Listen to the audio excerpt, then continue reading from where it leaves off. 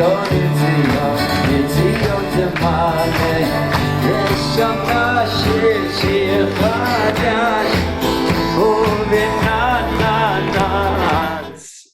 back and welcome to the listeners from Yibineh and of course KLM. I don't want you to relate to this as a class where I'm imparting information from my head and it's going into your head. I want it to be more than that for all of us. As we said, let's look at this time as if we walked into a Beit Knesset. A Beit Knesset is a place where you focus on connecting to HaShem, you're praying there. Here, we're working on having kavanah. And when I say working, I mean it. What I want to do in the shir itself, as much as possible, is I want us to do mitzvahs. I realize this connects back to something my Rabbi always tried to do with Avad Musar. I assume most people know what Avad Musar is. People get together to work on improving their character. They do activities. So Rabbi Green, his principle was, he was a real spiritual economist. He said, we're going to do something like that. Let's make sure we get a mitzvah in the process. So at least, it's hard to say at least, but anyhow, listen to what happened one time. So one time, the mitzvah was do chesed on the telephone, okay? When you're on the phone, do a chesed. So one of the members of the Vod, she calls up a woman who, I think the woman raised a child with Down syndrome. And she said, she said to that mother, I really want to just share with you how much I admire how you take care of your son. I mean, it must be very difficult. What was the reaction on the other side? The woman burst into tears. And she says, thank you so much. Do you know, no one's ever said that to me. Now, that's a result. You hear that? She did the chesed and she saw the impact of what she did. Incredible, right? So what I feel we must concentrate on, ultimately, I'm trying to give you tools and myself tools to live connected to a Kadosh Baruch Hu, Dveikus. However, we can't get by on tools alone. We need inspiration. You need to reflect on what's taking place because most of the time, the person, if you're doing Bein Amavera, is not going to cry and say, no one said that to me. Most of the time you're not going to get a reaction as if you jumped into a freezing river and pulled someone out. But we cannot fathom. And also, let me go over to Beinam Lamakom. We cannot fathom, but we must try to fathom the impact we're having. Why I did so we can go like this? No, because we want to have our focus not be on the internet. We want to focus on mitzvos, right? So we have to realize and be drawn and inspired to keep propelling forward. So with that in mind, I want to tell you a perspective that's, I think, emes lamito. I try very much in order to help myself and help people grow. It says, Im Chachma Goyim Tamim. We know that the world is filled with wisdom. Many people have a lot of wisdom.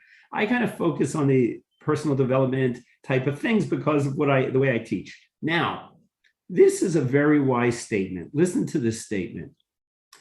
The person says, we tend, and many of you know it, and I'm happy if you know it. You'll appreciate this more if you've already heard this, okay? He says like this, here, New Year's resolutions. This is perfect, right? The Kabbalah is Rosh Hashanah, right? He says, like this. We tend to overestimate what we can do in a year and underestimate what we'll do in a decade. Now that's very wise. Okay, that's a wise point, right? We do tend to overestimate what we can accomplish in the short run and underestimate the power of sticking it out to the long run. Great point. But it doesn't apply to mitzvahs. And I can bring you sources, and maybe I will. What happened? We, right, when it comes to mitzvahs, when it comes to inserting some kavanah, right now, let's do it. I have in mind the mitzvah of learning Torah, right? How long did that take me to express, or you to think? Maybe some seconds? We cannot overestimate what was accomplished just then. You hear? We can underestimate it incredibly, but we cannot overestimate what a second of thought. We're paid for a thought, and our thought cleaves us to Hashem, and we get, it says in the Mishnah Berurah, in the Ber Halacha, in the very beginning, it says, about the Sheish mitzvahs Tamidiyos, those are mitzvahs we're paid for what we think or how we feel, right? It says there, for one rega, for one little moment, he says, we cannot understand the matan svar, the tremendous reward. So you're accomplishing so much every time you put in a second of conscious intention and thought. Okay, I hope I've made my point. Okay, now there's another power. What I try to do, we're coming to the third step in Ahavas Hashem, the step of pleasing Hashem because we love him. Now, I'm trying, especially now in these classes, I'm trying that it's not information. I want us to actually fulfill mitzvahs, just like Rabbi Green was saying. I want us to fulfill mitzvahs in the moment.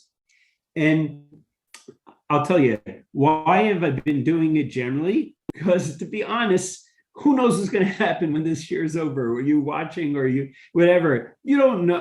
I could plead and beg you and myself, please implement this. It'll change your life. You'll have a good judgment on Rosh Hashanah, but who knows what's going to happen when this year closes?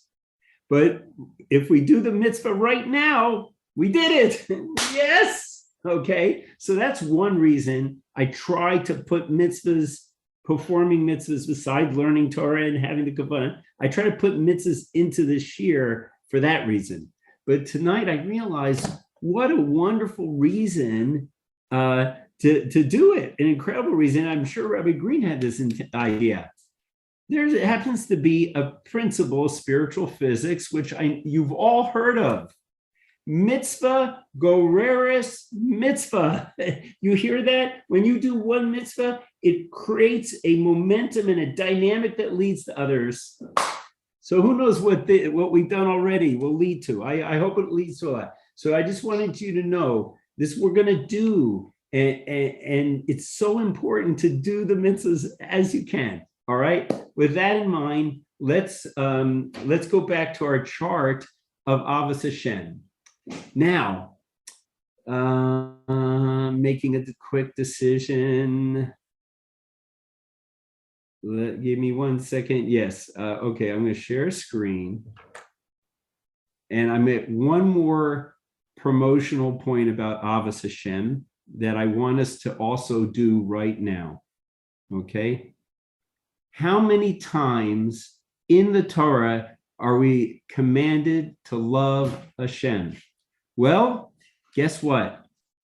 9 times. That's a big number. Okay. Let me show you this. I've told you this, but I want you to see it. Sometimes when you see things in print, it helps. Okay. Before I just quickly review this list, have in mind the following. This is a principle I told you from Rav Humaner. When Hashem commands something more than once, then when you're doing that mitzvah, have in mind the number of times it was commanded.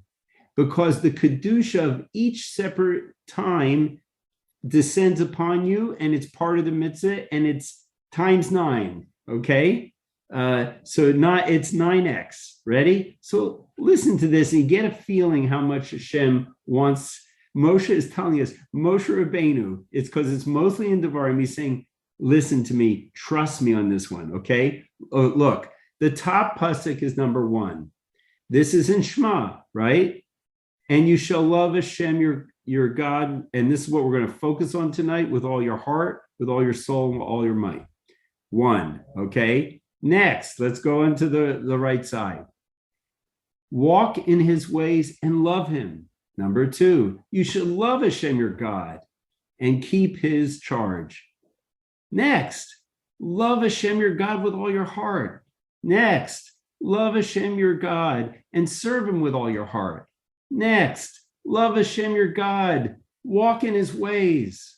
That's a lot of times too. That's 8, walking in his ways. 6, love Hashem, your God, walk in all his ways. It appears again. Next, love Hashem, your God, walk in it 3 times. And then finally, love Hashem, your God, and listen to his voice. Okay? You hear? Love Hashem, your God. Love Hashem, your God. Love Hashem, your God. He must really think this is important. Okay? So, right? We're going to do the mitzvah right now. This is what we're going to, yes. Ready? We have in mind the mitzvah of learning. And one of the things we're going to learn tonight, we're working on love. Since we love Hashem, we want to please him. So Hashem really loves it when it really pleases Hashem when your motivation to do the mitzvah is because you love him. Okay, so let's do this right now. Okay, we're fulfilling the mitzvah of learning Torah. And why are we doing this, Hashem? Because we love you, Hashem, times 9. We love you. That's why we're doing it. And we want to give you nachas. Okay? So now that we see how chashuv it is in the eyes of the Torah, let's go to the matrix of Ahavas Hashem. Okay.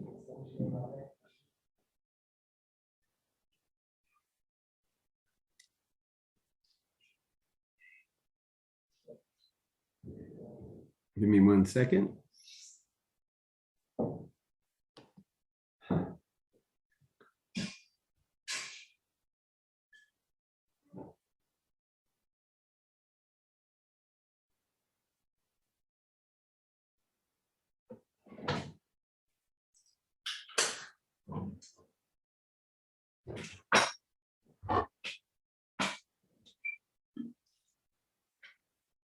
Okay, thank you, technology.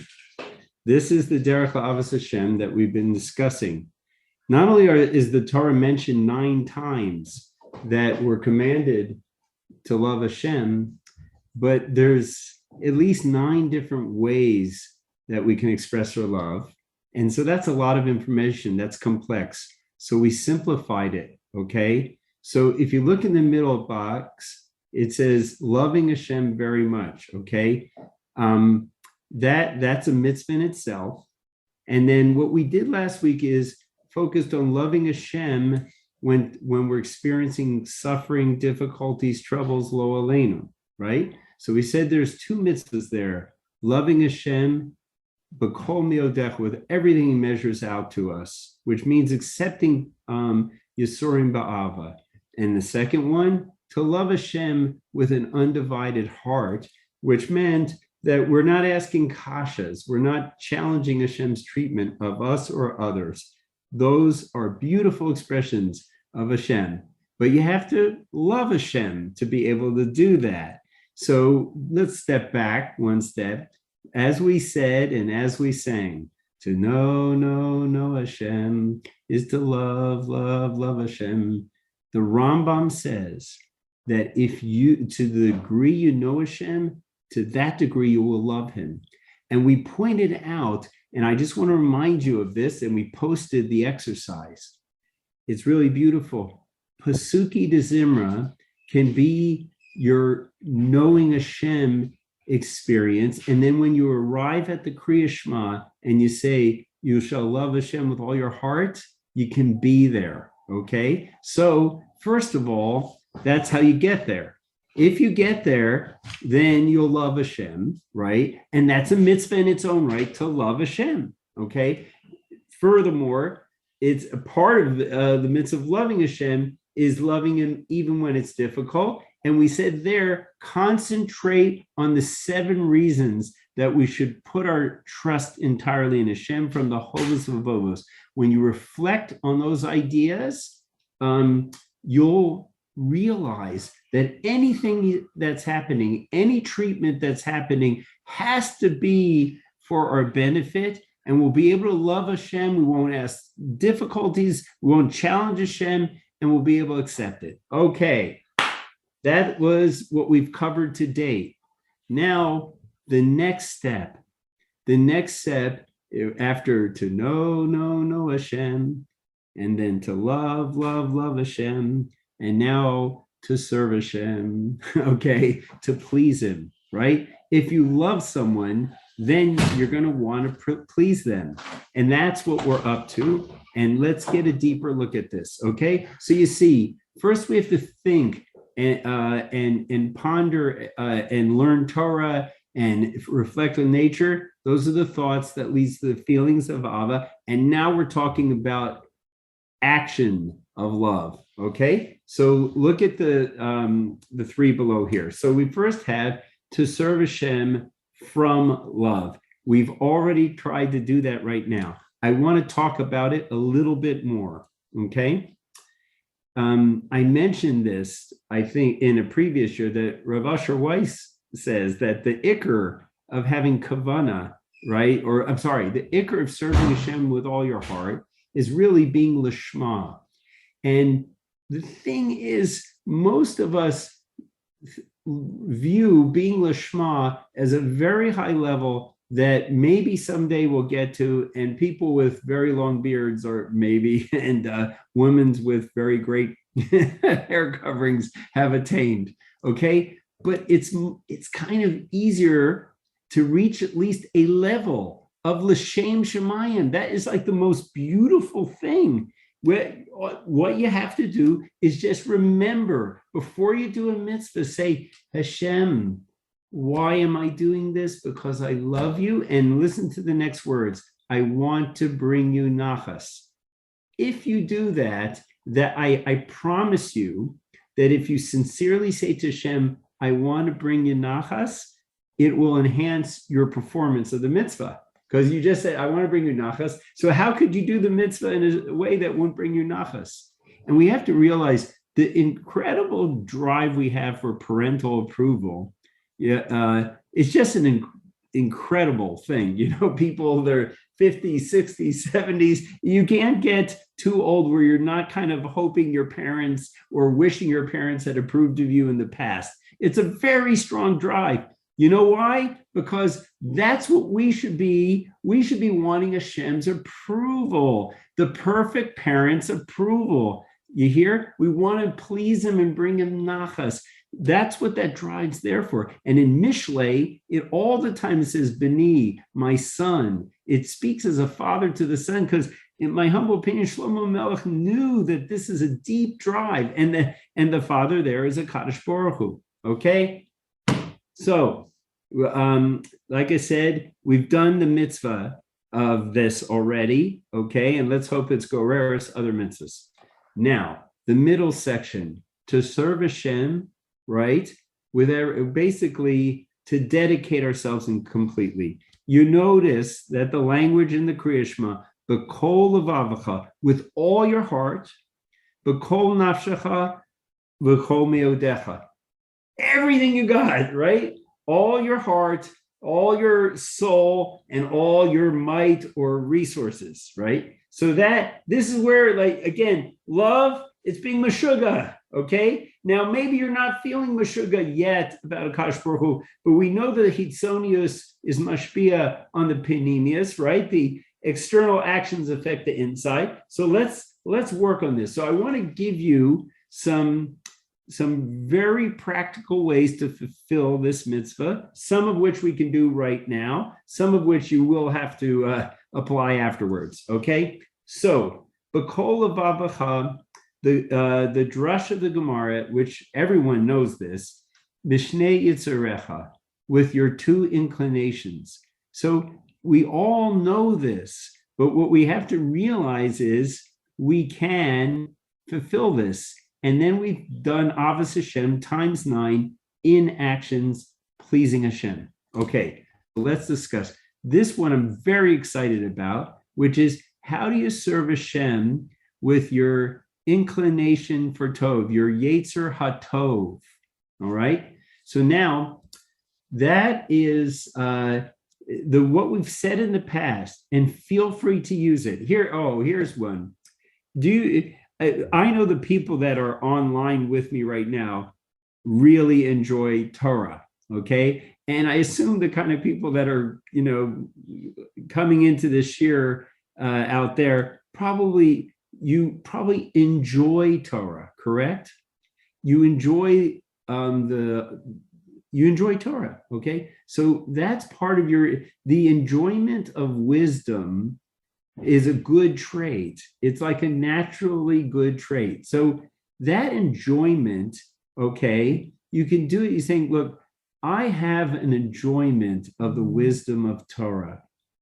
So that's actually a good side of you that's like that. Or the example of Bein Maver, that some people are really gracious and polite, right? So that's your Yetzer Tov.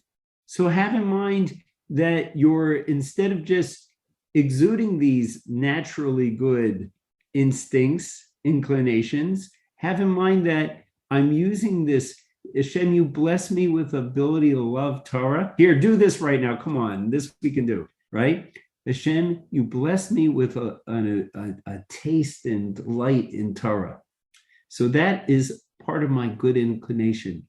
So you know what? I'm learning Torah now because I want to love you with. You gave me that inclination. I want to love you with that. Okay? So that's one. That's what we said in the past. Here's one from Rabbi Miller that's beautiful.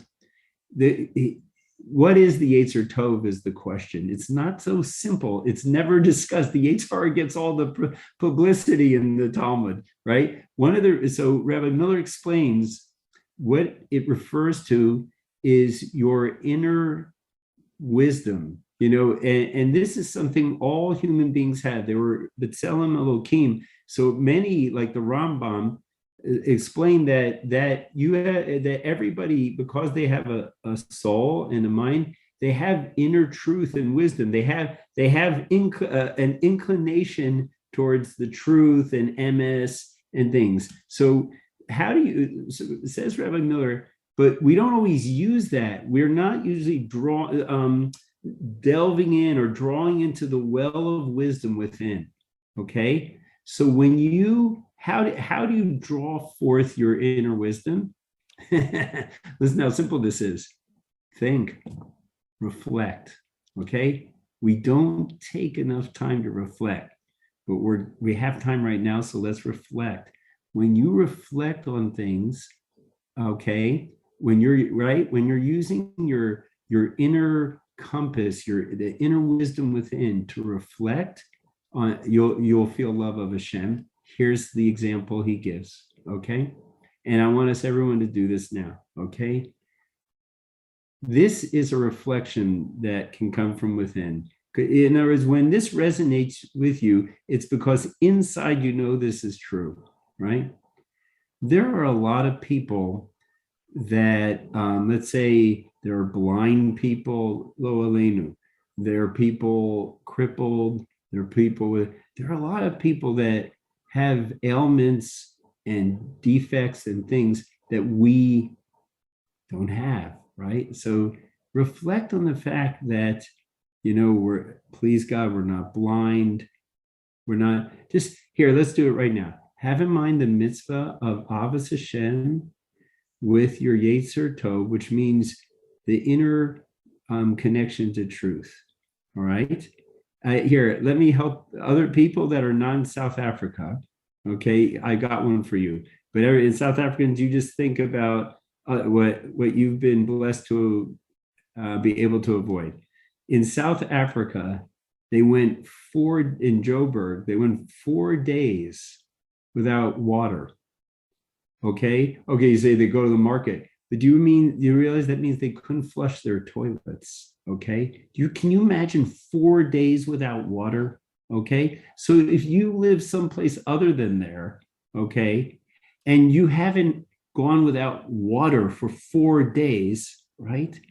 That's a reason to love Hashem. In other words, love Hashem for not experiencing misfortune that others have.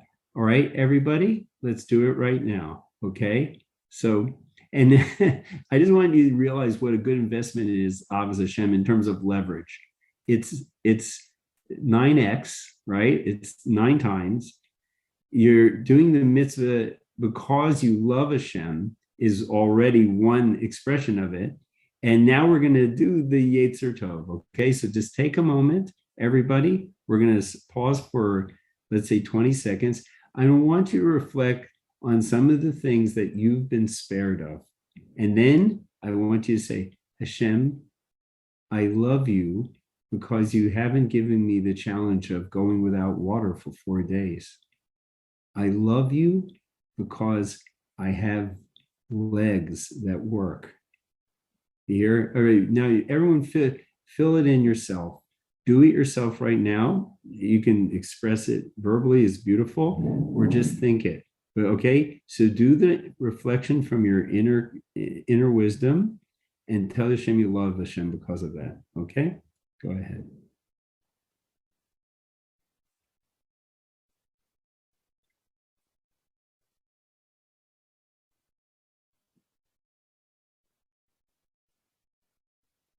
Great. Mitzvah Groeris Mitzvah. Who knows what's going to come from this? Okay, let's move on.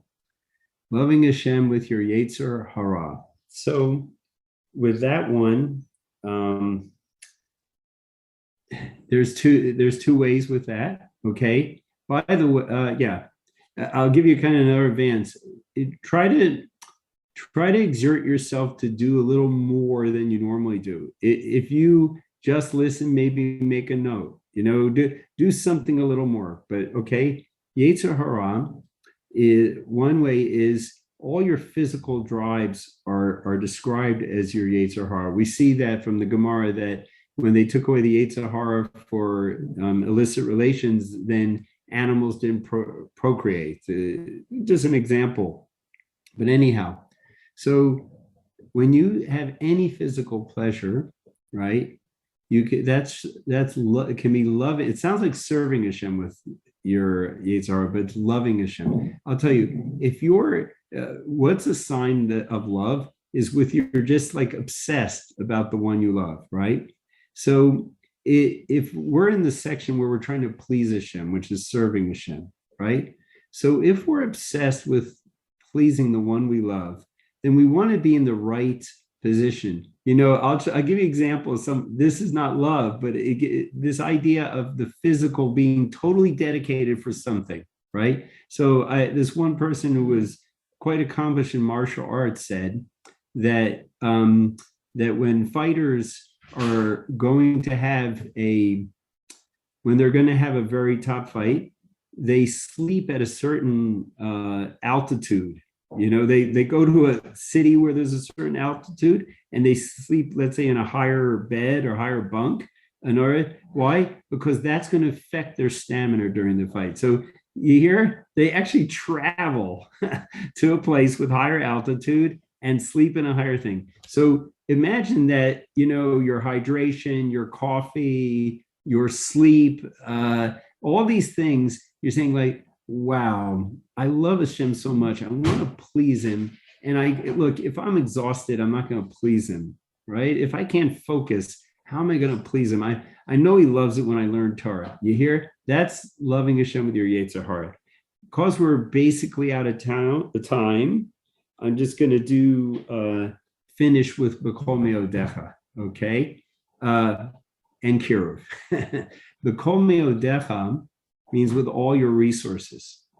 So the simple thing, try your best to remember When you go to the store to buy anything, right? If it's if it's to be able to serve Hashem, to take care of your kids, whatever it is, any investment can be meodecha, your resources, because you love Hashem, you're obsessed with pleasing Him. You're obsessed with Him. So therefore, any investment can be that.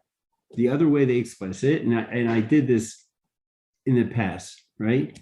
You have to be willing to give up all your resources rather than transgress, even a rabbinic, right? Well, let's say like this. This is a famous case. Imagine that you had someone at work, a boss at work, and they said, I want you to tell me what X did. And you realize it's not Lashon Hara, it's Lashon Hara, it's not, doesn't fulfill the conditions of the Toelis. So you have to be willing to lose your job, okay? So look, let's do that, meaning just think for a second, take a moment and express in your heart, Hashem, I love you so much that I'm willing to put my resources at risk if it's necessary to please you and to serve you. Okay, just that declaration. B'kol nafshecha, you're willing to give your life. When you recite Kriya Shema, these are all, I hope you'll note these, okay, or review the shir. B'kol nafshecha, everybody can fulfill this. When you're saying that, I love Hashem, or when you're saying Kriya Shema, if you're just, say, think in your heart, I'm willing to give my life for you, for Kiddush Hashem. Okay? You've just done that. That's 9x, okay? To finish. The last thing is, when you love someone, you want other people to love them too. That's what okay? So that's why Kiruv, right? Bringing people closer to Torah is a mitzvah of Ahavas HaShem. But the Torah, I please send me something if I'm wrong, but I understand that Kiruv doesn't just mean for people who are rachok, distant. Anytime you draw a person closer, you expose them to Torah that they didn't know, and they enjoy it or they connect to it, you've just done Kiruv, and you've just expressed love to Hashem. You brought people closer to Him. So what I want to say, everyone's sharing things these days. So if you share a shir, you share a hiddush, you share an insight, right, that brings anyone closer to Torah, have in mind Ahavas Hashem. Okay, so we've done a lot tonight. You hear what I mean? We've fulfilled a lot of mitzvahs in addition to learning Torah. And I pray to Hashem that the principle of mitzvah goras mitzvah is that this infuses into your daily life, and it won't hurt if you make a strong commitment for it to do so. Okay, that's it. Rabbi, thank you very much. Very, very welcome. Sorry, Shkaya. Oh. Can I ask you a question? Yeah, sure. I know we talk. When you talk about bringing nachas to Hashem, right? So we see the phrase in the Gemara and elsewhere, nachat ruach, right? Which I take to mean sort of like a calm or peaceful. Nachas in Yiddish, or the colloquial, is like pride, particularly parents for children. But nachat ruach means sort of like this, I don't know whether equanimity or peacefulness or calm, tranquility. And I'm just wondering, like, is there something we can derive from the etymology of the word nachat when we're bringing nachat to Hashem? Is the nachas to Hashem different than the nachas we give to our parents? Is it something more complex, in some way different? So I think I have a good source to that I think we can use, and that is, it says by reach nichoach, right? That right, by the korbanos, it's a pleasant fragrance. Okay, and so Rashi says, Hashem is not smelling anything in the physical sense. It says it's pleasing to Hashem that His will was done. That's the fragrance. That's the pleasant. Is that Hashem said to do this, and you're pleased. Now think about it. If you're a parent, right, and and you're not on an ego trip, but if you're a parent, when the kid listens to you, he's listening to you because you want him to be successful. You want him to be happy, right? What is a loving, and this is a perfect parent, right? So they're really insistent that you do what's good for yourself, right? Right. So that's what I think is that Hashem knows that when we makabel these commandments and we do them, it's so pleasing to Him. It's so pleasing. We're bringing Him pleasure because He knows we're doing what's good for us. You hear? No, excellent. I got it. Is there a source for makareving yourself? Meaning, can we fulfill the mitzvah of kiruv by attending the shir? That's beautiful thought. If anybody has an idea, please chip in. I'm going to just think for a second. Because you said it's not just rechokim, it's not just people, it's even people who are right. That okay. Since you brought it up, as always, you lead to some very nice things. Okay, I was just thinking about this. The mitzvah of nishmartim. Okay, nishmartim o lenafsho sechem, or gomel lenafsho ish chesed. So there's a famous 3 categories that I don't know, and someone give me an authoritative source if you have. But it says there's beinam lamakom, beinam lechavero, and beinam la'atzmo, right? So it says gomel lenafsho ish chesed. If you or take care of yourself, says Hashem. What category is that in? Now, someone tells me that Vilna Gaon says that there's a category called Beinam Atzmo, I want to say that mitzvah of Nishmartem, or the mitzvah of doing chesed to yourself, right? I want to say it has to fit in one category. It's either fitting in Beinam Makom or Beinam Lavero. Please, what do people think? I have a thought, but I want to hear what others think. Where would you guess that belongs? Nishmartin. Pardon? So you'd guess ben Adam L'Chavero. That's the natural inclination. Okay. What, Daryl? So I think ben Adam La'atzmo, because if you're in good shape and your health is good, then you're going to be a better Hashem. Right, but I'd rather not use that category because I don't know. I've never seen an authoritative source say that is a category. So I want to bump it into either Beinam L'Chavero, like Shaul said, or Beinam L'Makom. Okay, sorry, I missed that. So what do you think, Rabbi Michael? Do you think it's Beinam Makom, Beinam L'Chavero? So I think I would agree. I think Shaul said, I think you have to transfer it into the Bein Adam L'Makom, because again it's affecting Avodas Hashem. So okay, that's what I thought, and there's an argument for it because the Rambam says if you're not healthy, you cannot perceive Hashem. And that's where the Kitzur Shulchan Aruch learns that taking care of yourself, of your health, is a deraisa in the Shmartem. It includes taking care of your health, because if you're not at your peak health, you see Hashem less. So that would apply Beinam L'Makom, and that's actually what I thought. What Daryl said is that if we're doing things so we can serve Hashem better. So l'chora it's Beinam L'Makom when we take care of ourselves. But then I thought of it differently, like you said, and that's this.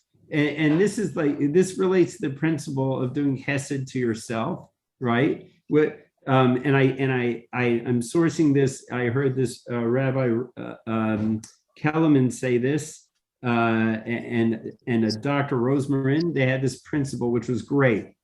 It basically, your neshama has a parental obligation to take care of the body. Okay? So when you're doing Hesed to yourself, right? What is Hesed? Hesed is looking out for the welfare of the other. It's recognizing what they need and giving it to them, right? So when you take care of yourself, l'chora, there's a bein amla, okay, right? It's the same kind of behavior as bein amla chavero. You hear, Shaul? This is, I think, what you were saying, right? It could be bein amla, but the point I want to make is, if it's have to give me 2 minutes. If it's true that that when you take care of yourself, it's if we accept the premise that the soul is a parent taking care of a child, that's because it says gomel nafsho ish chesed. When you give to yourself, when you take care of yourself, you're good to yourself, you're a kind person. Kind usually implies to another, okay? But the other happens to be yourself. If that's true, then what Shaul is saying is true, that you have a mitzvah to makar of yourself. In other words, if we look at if we frame mitzvahs like I said, nishmartem and gomel and nafsho, as bein amavero, meaning I have to take care of myself, kamocha, right? Yeah, if there's a kamocha obligation, then I think what you're saying is really interesting.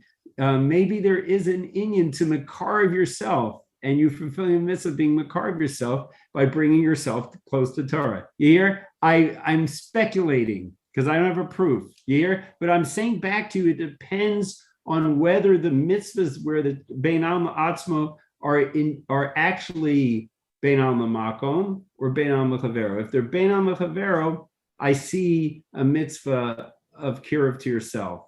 If not, I think that kiruv I would say is for you're bringing others closer. I'm glad I asked this All question. right. Okay, very good. Go ahead. Nice morning with you guys. Beautiful. Okay. Thank you. All right. What's that?